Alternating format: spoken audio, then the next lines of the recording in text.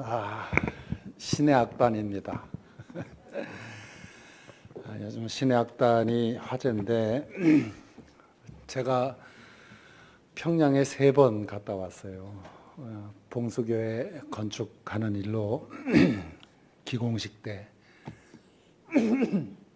그리고 상랑식 때, 준공식 때 이렇게 3번 갔는데 그때마다 평양에서 급조한 성가대가 섰거든요. 근데 찬양에 제가 굉장히 민감해서 그 찬양대를 보면서 왜 지난번에 있던 엘토 그 예쁜 여자가 왜 안 보이냐, 테너 그 안경 쓴 사람 왜 어디 갔냐 이렇게 캐물었더니 그 보이부 간부가 감기 걸려서 못 나왔다고. 그래서 제가 화들짝 놀라면서 성가대를 하면서 감기에 걸려요? 그건 사명자가 아니지. 목 관리를 잘하고 주일날 와서 찬양해야 되는데 무슨 감기가 걸리냐고 그렇게 불경건하다고 야단을 쳤더니 그 말이 찔렸는지 와서 살짝 얘기해 주더라고. 저것들이 노래하다가 눈물을 자꾸 흘려가지고 정신교육대에 보냈다고. 제가 평양에서 직접 들은 얘기예요. 근데 그것이 이제 소스가 돼서 그 영화가 나온 것 같습니다. 실화예요. 그래서 이 찬양은 장난이 아닙니다. 어때 오늘 굉장히 기쁨으로 부르신 것 같은데 찬양할 때 기쁘셨죠? 아니라 할 순 없지. 근데 찬양은요, 마음 문이 열리고 마음 문이 열리면 또 하늘 문이 열리고 하늘 문이 열리면 이제 기도가 응답되고. 찬양은 내가 기쁘려고 부르는 것이 아닙니다. 하나님을 기쁘시게 하려고 찬양을 올려드리는 거죠. 그래서 예배 시간에 우리가 찬송 부를 때 하나님을 기쁘시게 하는 마음으로 열심히 부르셔야 됩니다. 근데 4절까지 부르기가 그게 숨이 차요. 왜 찬송가가 4절까지 있을까? 그러더니 이제 최근에 나온 찬송가들은 3절까지만 있더라고. 그건 우리의 영성이 좀 약해져서 그래요. 또 어떤 노인네들만 있는 교회 가면 1절, 2절 부르고 간주가 오르간 하고 3절, 4절 부르고 뭐 별짓을 다 해.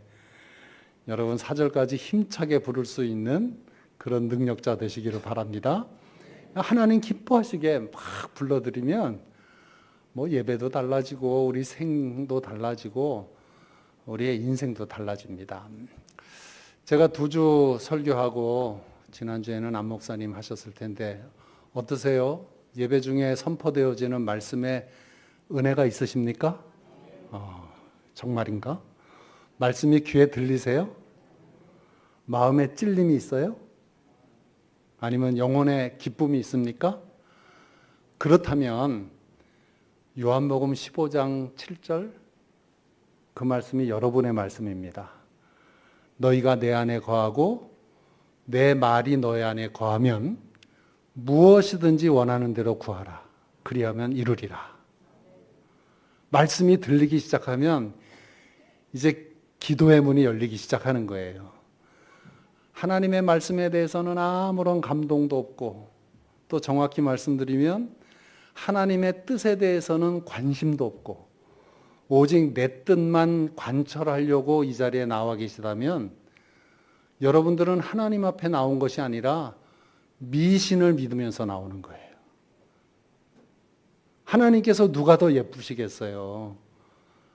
내 뜻은 접어놓고 하나님의 뜻을 구하는 사람을 귀하게 보시겠지. 우리는 성도잖아요. 성도라고 하는 것은 내 뜻은 버리고 아버지의 뜻, 하나님의 뜻을 구하는 사람이기 때문에 성도라고 하는 것입니다.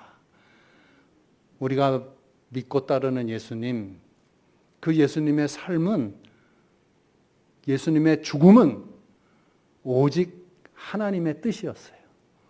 예수님께서 이렇게 말씀하십니다. 내가 하늘로서 내려온 것은 내 뜻을 행하려 함이 아니요 나를 보내신 이의 뜻을 행하려 함이다.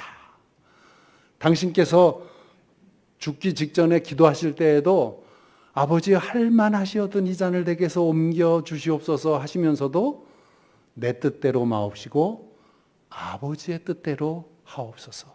오직 관심이 아버지의 뜻이었어요. 그 예수님께서 우리에게 무엇을 가르쳐 주셨습니까? 네 뜻대로 해라, 이걸 가르쳐 주셨나요? 우리 예수님께서도 나더러 주여 주여 하는 자마다 천국에 들어가는 것이 아니요 아버지의 뜻대로 행하는 자야 천국에 들어갈 것이다, 이렇게 가르치시면서 우리에게 기도를 가르쳐 주실 때에도 아버지의 뜻이 하늘에서 이루어진 것처럼 땅에서도 이루어지이다, 그렇게 가르쳐 주셨어요. 우리 성도들이 왜 이렇게 불안해하고 또 난잡하고, 말씀이 좀 과하지만은 왜 이렇게 믿지 않는 사람과 구별이 안 되느냐? 아버지의 뜻을 구하지 않아서 그래요. 내 뜻을 이루려고 하나님을 이용하기 때문에 그런 거죠. 오늘 우리는 하나님의 뜻을 헤아리고자 이 자리에 나온 줄로 믿습니다. 감히 이 성전에 와서 내 뜻을 관철하고자 이 성스러운 자리에 나온 사람은 한 사람도 없는 줄로 믿습니다. 이제 부녀처럼 일어난 내 속의 정욕들과 내 머릿속에 막 휘돌아가는 세상의 생각들, 이런 감정들 다 내려놓으시고 오늘 아버지께서 나에게 무엇을 말씀하시려고 하시는가, 그것에만 관심을 두시고 경건하게 예배 자리에 앉아 있어야 될 것입니다. 가장 중요한 것은 무엇이냐면 아버지의 뜻을 찾아야 돼요.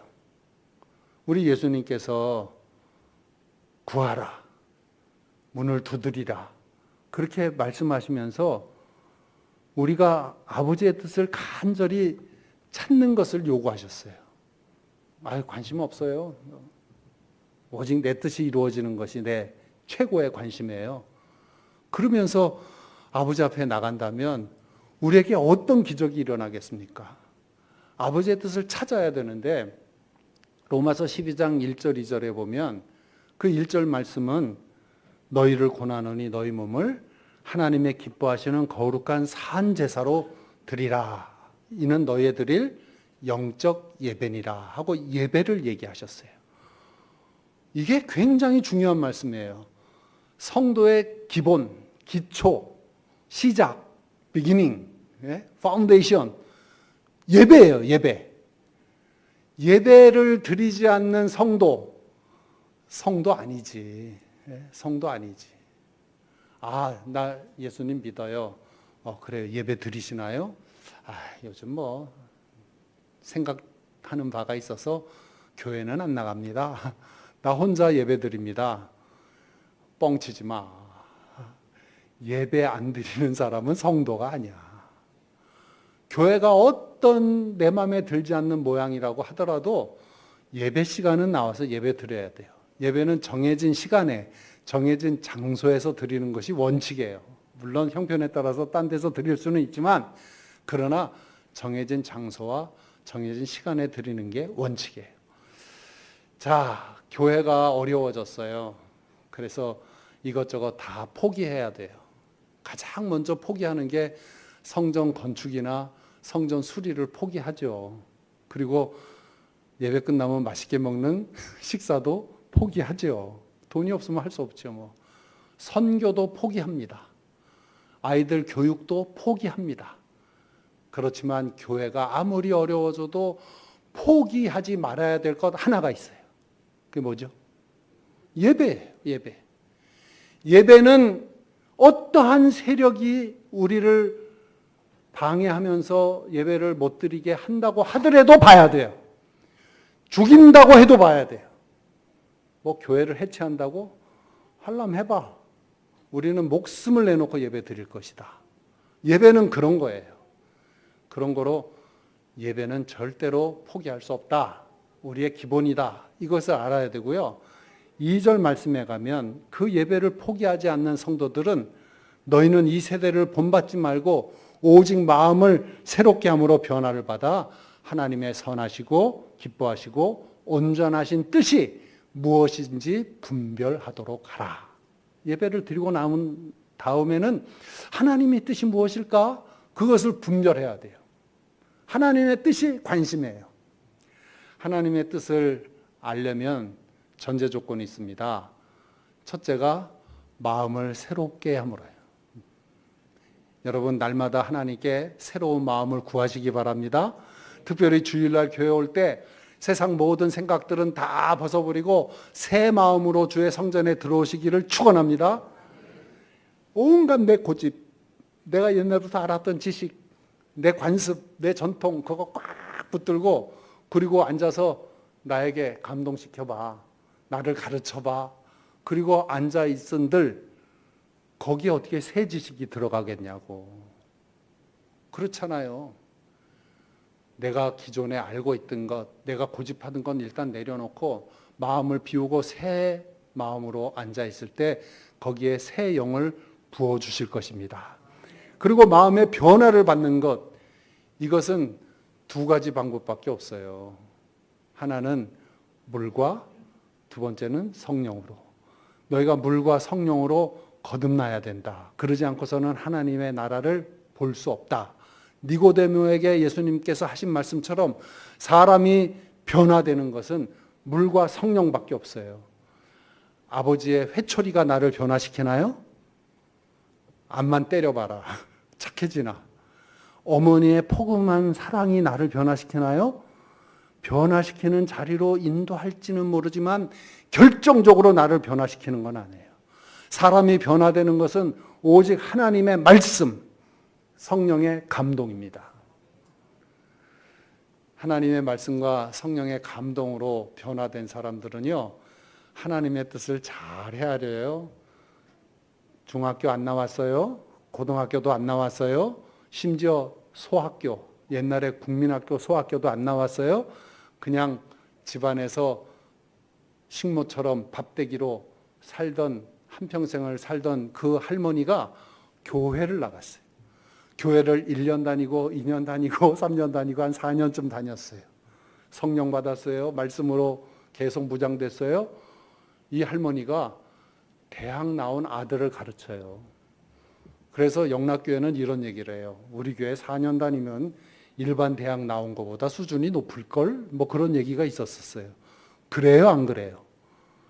세상 지식 하나도 안 배운 할머니들이 교회 열심히 다니더니 이것은 옳다, 이것은 틀리다, 알아요.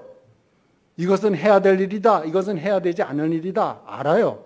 그리고 아들아, 글로 가지 말아라, 망한다, 일로 가야 흥한다, 알아요. 하나님의 뜻을 분별하고 있어요.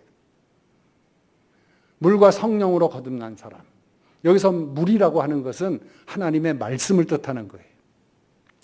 하나님께서 원래는요, 당신의 뜻을 잘 분별하라고 이성을 주셨습니다. 사람은 이성이 있어요. 감정만 있는 게 아니에요. 우리 사람들은 본능으로 사는 사람이 아니에요. 만약에 본능으로 충동되어져서 그렇게 사는 사람을 뭐만도 못한 놈이라 그래요. 뭐예요? 짐승만도 못한 놈. 그래서 뭐 성추행을 하고 성폭행을 하고 뭐 그런 놈들을 짐승만도 못한 놈이라 그러잖아요. 본능이 발동이 되어도 이성으로 그것을 잘 다스릴 수 있어야 되는 거지. 근데 하나님께서 그 준 이성이 엄청나게 오염돼 버렸어요. 여러분, 사람의 이성에는 어떤 혼을 집어넣느냐에 따라서 그 사람이 달라지는 거예요. 청년들이 있을지 모르겠는데 뭐 시간이 되면 우리 청년들과 뭐 한 3박 4일 아니 한 100일 동안 좀 토론을 했으면 좋겠어. 제가 얼마든지 이야기할 수 있어요. 제가 나름대로 역사를 잘 알고 있고요. 사상사를 잘 알고 있고요. 철학을 잘 알고 있어요. 그 역사를 다 얘기해 줄 수 있어요. 그런데 인류의 역사를 다 살펴보면 이 사람의 이성에 대해서 어떤 사상이 들어가냐, 어떤 사조가 들어가느냐에 따라서 세상이 다 뒤집어졌다고. 그 이성에 민족적 우월주의가 들어감으로 인해서 나치 히틀러가 나왔어요. 탈아시아론을 주장하면서 일본 군국주의가 들어가면서 2차 태평양 세계대전이 일어났어요. 그 사람의 이성 속에 막시즘, 공산주의가 들어감으로 아들이 아버지를 쏴 죽이는 엄청난 일들이 일어나기 시작했어요. 우리 인간의 이성이 다 오염돼 버렸어요. 그래서 뭐가 옳고 그른지를 구분을 못해. 지금 우리나라가 그렇게 됐잖아요. 어느 쪽이 옳아요? 네? 어느 쪽이 맞아요? 저는 양쪽 다 틀렸다고 얘기해요. 모두가 다 하나님의 말씀을 지금 떠나 있어. 무엇을 이야기한들 유익한 게 없어. 다 무익하게 되었다. 우리 인간의 이성이 이 정도 이 형편에 왔습니다. 또 하나님께서 양심이라고 하는 걸 주셨어요. 그래서 이 양심의 작동함에 따라 인간은 하나님을 찾게 돼 있어요. 로마서도 그것을 말씀했지만, 근데 여러분, 양심에 따라서 하나님을 찾으셨습니까? 양심에 따라서 하나님을 믿으십니까? 다윗은 이렇게 고백합니다. 나를 훈계하신 여호와를 송축할지라 밤마다 내 양심이 나를 교훈하도다. 밤마다 양심이 작동이 되면서 세상 모든 형편과 내 인생을 다 이렇게 살펴보니까 하나님 없으면 안 되는 거야. 내가 하나님께 가까이 나가야 되는 거야. 하나님은 반드시 있고 하나님은 모든 면에서 나를 간섭하시고 나를 지켜주시고 나를 훈계하시는 분이시죠. 그러니까 나는 하나님 말씀 듣는 게 맞아. 양심이 그렇게 작동하는 사람이기 때문에 다윗은 내 마음에 합한 사람이라 그랬어요. 사도 바울도 양심에 따라서 하나님을 섬긴 거 아세요? 사도행전 23장 1절 말씀에 보면 오늘까지 나는 범사의 양심을 따라 하나님을 섬겼노라. 그러니까 양심이 살아있는 사람은 가만 내버려둬도 하나님 찾게 돼 있다니까요. 근데 그 양심이 어떻게 됐습니까? 고린도전서 8장 7절에 보면 양심이 약하여지고 더러워졌다. 그리고 디모데전서 4장 2절에 보면 자기 양심이 화인을 맞아서 외식함으로 거짓말을 말하는도다. 모든 사람들의 양심이 다 약하여지고 더러워지고 화인, 불화살을 맞아가지고 뻔뻔하게 거짓말하고 뻔뻔하게 모든 것을 다 왜곡시키면서 아무런 가책을 느끼지 않는 상태가 되었어요. 하나님을 알 수가 없게 된 거예요. 양심에 대한 정말 귀한 말씀이 있죠. 예수님께서 가늠하다 현장에서 잡힌 여자를 끌고 온 사람들 그 앞에서 땅바닥에다 뭘 끼적끼적 쓰시다가 자꾸 재촉을 해요. 어떡해요? 돌로 칠까요? 예? 모세의 율법에 따라서는 이런 사람은 돌로 치라 그랬는데 돌로 칠까요?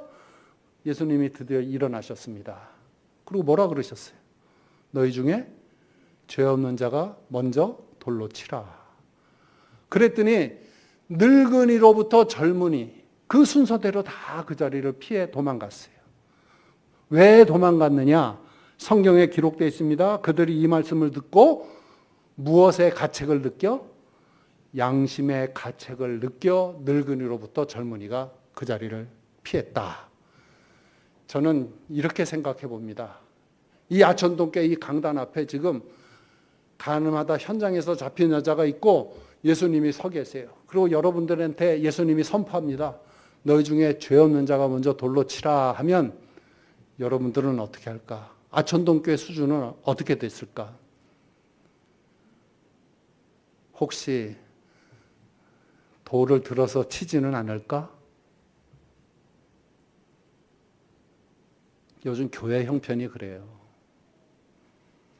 어떤 죄 지은 자가 나타나서 고통받고 있을 때 모든 교인들이 hir난하고 모든 교인들이 정죄하고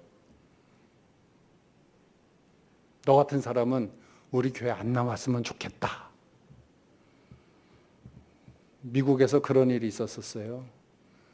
어떤 여자 청년이 가출을 해서 여러 달 밖에 나가서 하여튼 만신창이가 되었다가 돌아왔는데 교인들이 수군수군 거리면서 그 여자 청년을 정죄했습니다. 3개월 있다가 그 아이가 자살을 했어요. 그 장례를 치르면서 목사님이 그 교인들에게 여러분들이 지금 무슨 짓을 한 줄 알아? 너희들이 한 짓이 무엇인 줄 알아? 그렇게 야단을 쳤어요. 여러분, 좋은 교회는 죄 지은 사람이 와서 용서받고 사랑받고 인정받을 수 있는 교회가 좋은 교회예요. 그런 교회가 어디 있을까? 한국교회. 우리는 10계명도 10계명이지만 11번째 계명을 제일 두려워해요. 11번째 계명이 뭔지 아세요? 들키지 말라. 그거 어기면 큰일 나는 거예요. 자유가 없어요. 양심으로 하나님의 뜻을 헤아릴 수 있도록 해주셨는데 우리의 양심이 다 화인 맞아서 하나님의 뜻을 알 수 없게 되었습니다. 그래서 하나님께서 그 타락한 인간에게 무엇을 주셨냐? 성경책을 주셨습니다. 할렐루야. 별로 기뻐하시지 않네. 에? 성경 있으세요? 몇 권 있으세요? 여러 권 있죠. 집에도 있고 또 차에도 있대. 왜 차에다 성경책은 왜 놓는 거야?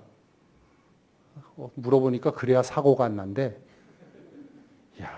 차에서도 성경책 보나. 요즘은 성경책 안 갖고 교회 와도 돼. 교회 막 돌아다니는 책들이 많으니까.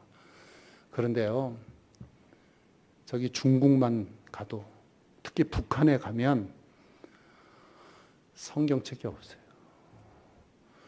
제가 북한에 가서 조선 그리스도 연맹이 발간한 성경책과 찬송가를 한 벌 선물 받아 갖고 왔어요.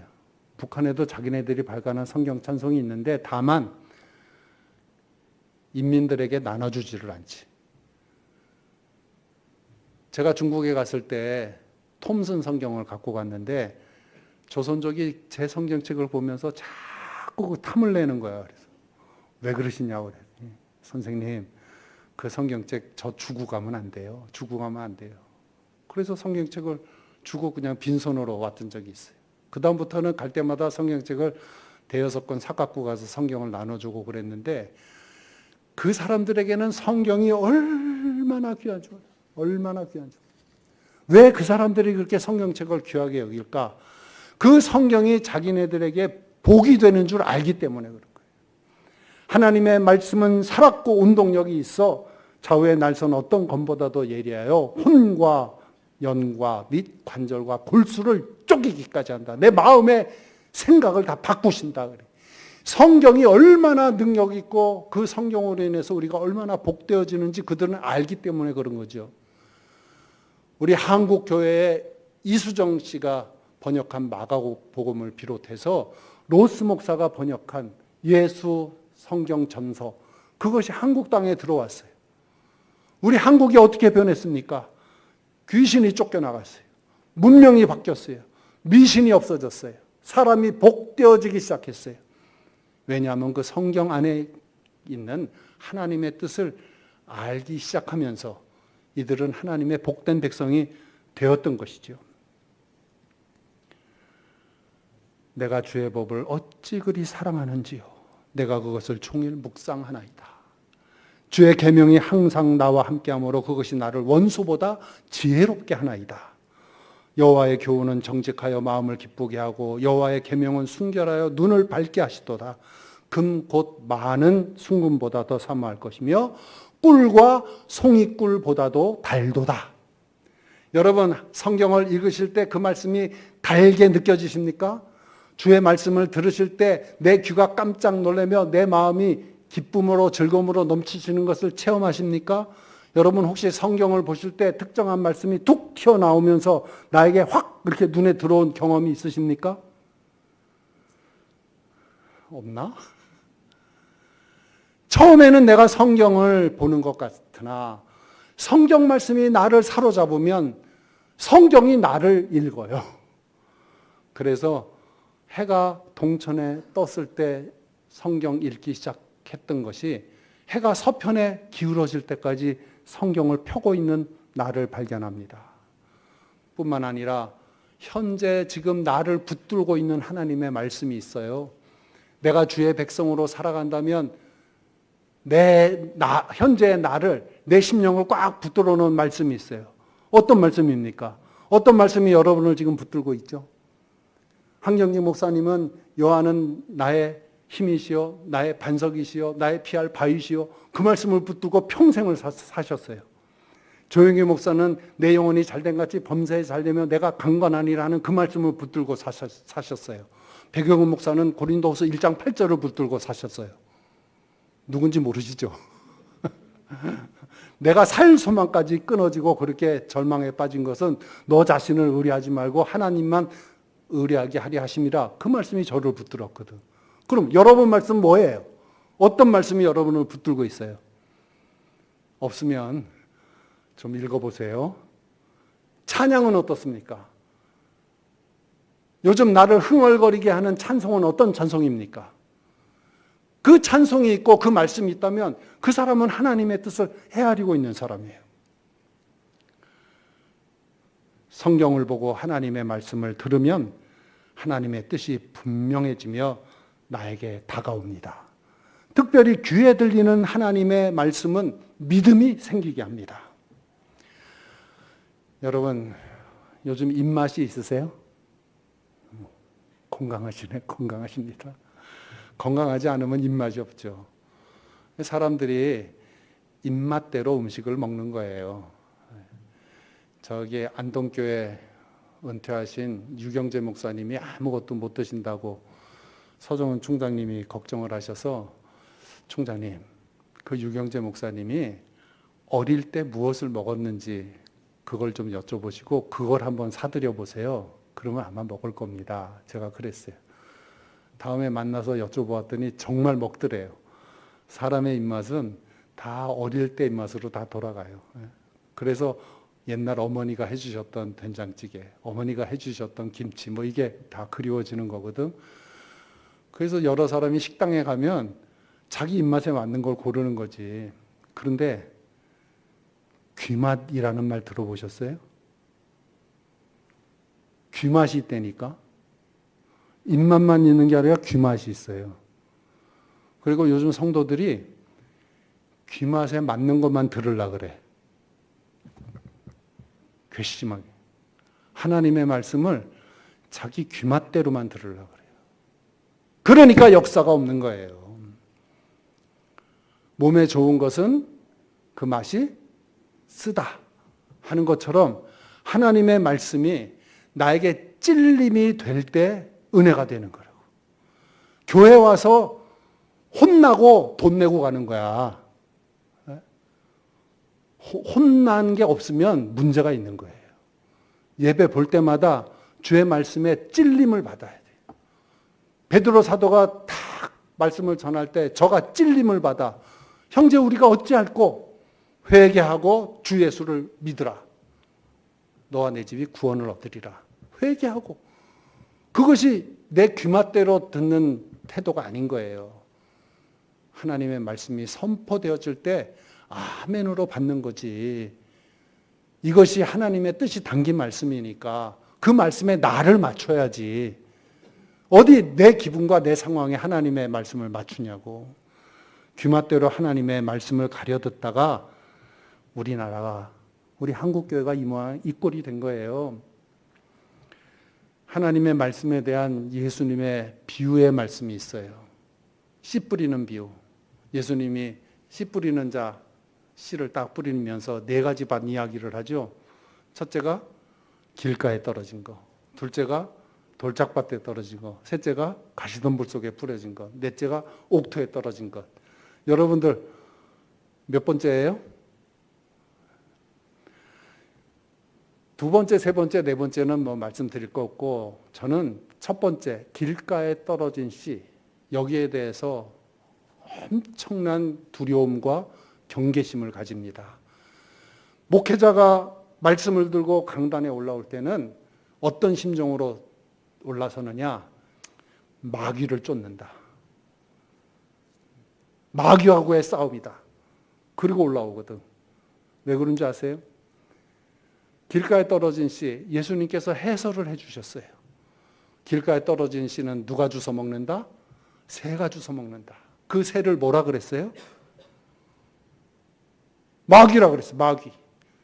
누가복음과 마가복음에는 표현이 달라요. 사탄, 마귀 같은 얘기예요. 하나님의 말씀이 뿌려지는데 사탄이 싹싹 집어먹는다고. 전하는 사람 입장에서는 얼마나 안타깝습니까? 이건 마귀가 뺏어가면 안 되는데. 제가 34년을 사는 교회에서 설교를 했어요. 아마 그런 목사가 많지 않을 거예요. 창세기 1장 1절부터 요한계시록 마지막 절까지 다 설교했어요. 열심히 다 했어요.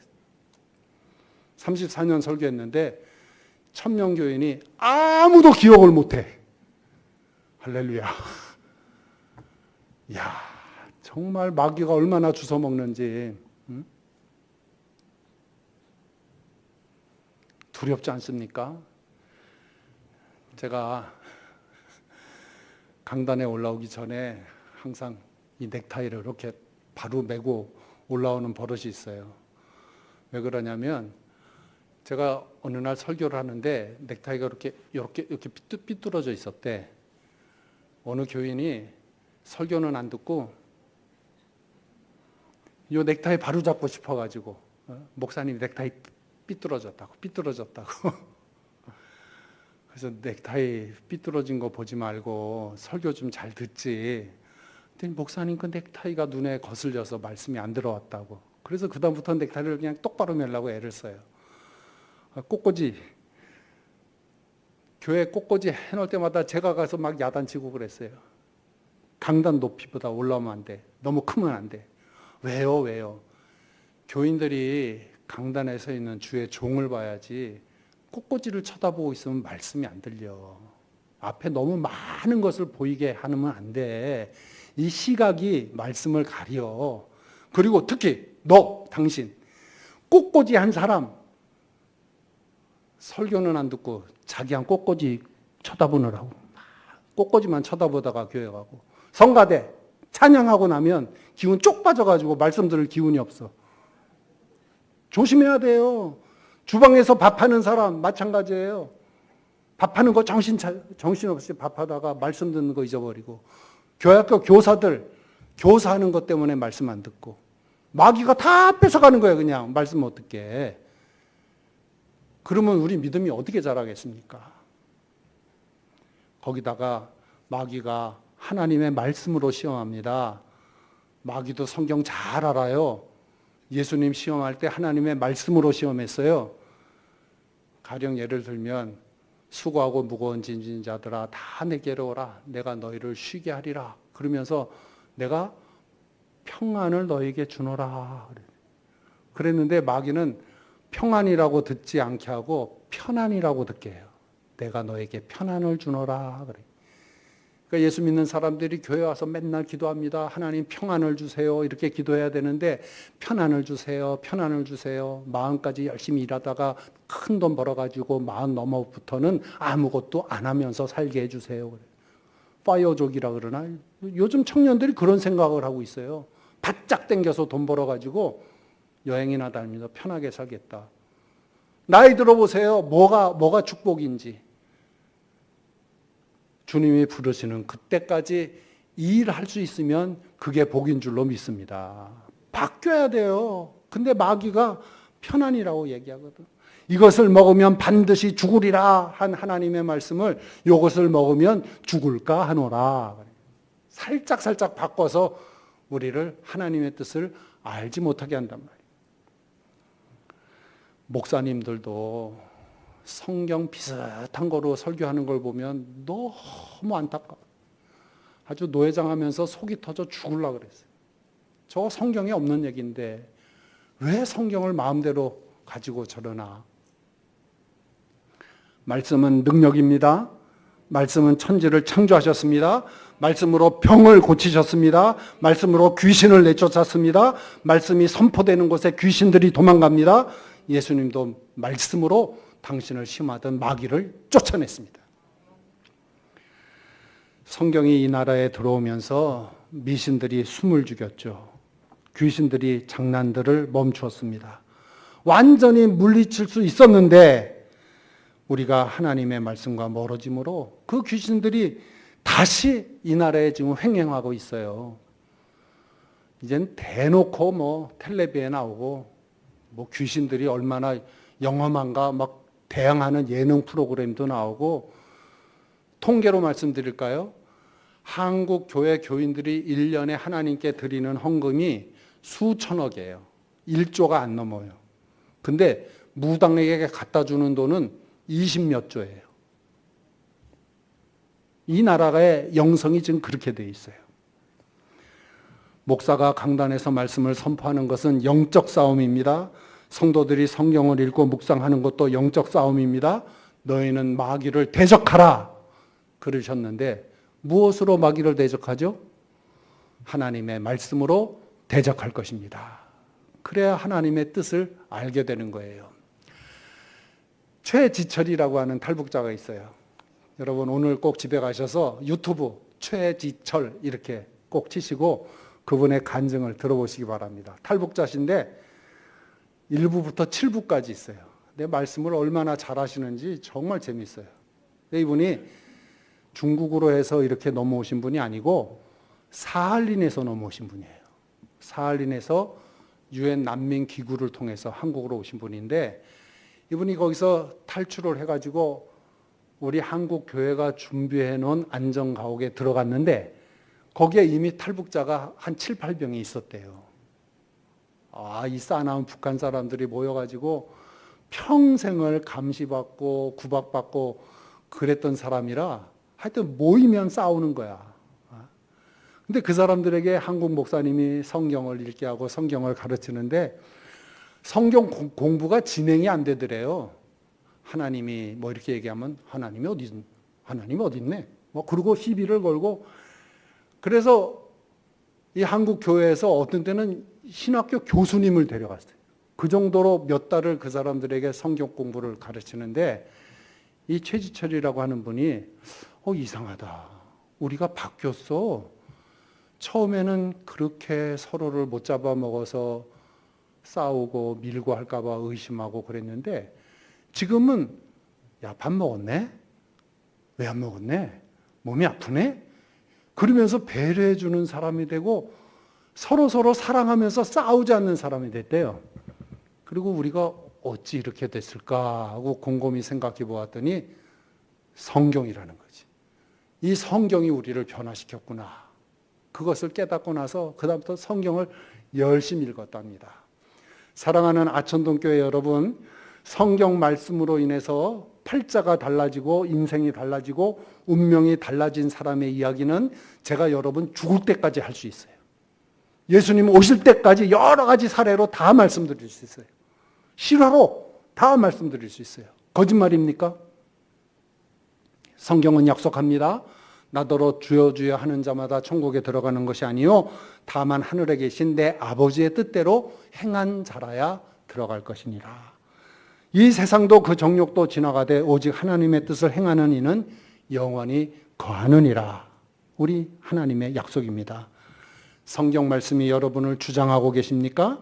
우리는 부족하여서 다 지키지는 못하지만 그래도 하나님의 말씀이 내 심령 속에 있어서 내 양심을 찌르고 내 이성을 주장하고 내 감성을 다스리고 있다면 그 말씀을 주신 하나님께 기도해 보십시오. 그러면 무엇이든지 이루게 될 것입니다.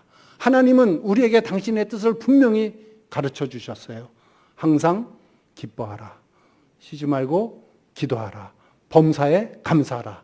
이는 너희를 향하신 아버지의 뜻이니라. 하나님은 우리가 그렇게 살기를 원하시는 거예요. 그렇게 살기 위해서는 우리는 하나님의 말씀대로 따라가는 하나님의 뜻을 행하는 사람이 되어야 할 것입니다. 기도하십시다. 하나님 아버지 감사합니다. 영적으로 눈이 멀어서 보지도 못했고 또 영적인 귀가 먹어서 하나님의 음성도 듣지 못했던 캄캄한 인생을 살았던 저희들이 밝은 빛을 보게 되었습니다. 맑은 주님의 음성을 듣게 되었습니다. 아버지 하나님, 저희의 영을 이렇게 축복해 주셨으니 저희가 참으로 아름다운 환한 빛에 하나님의 나라의 백성 된 줄로 믿습니다. 아버지의 뜻을 헤아리면서 살면서 우리를 향하신 아버지의 뜻을 다 이루어드리는 복된 성도들 되게 하여 주시옵소서. 예수님의 이름으로 간절히 기도드리옵나이다. 아멘.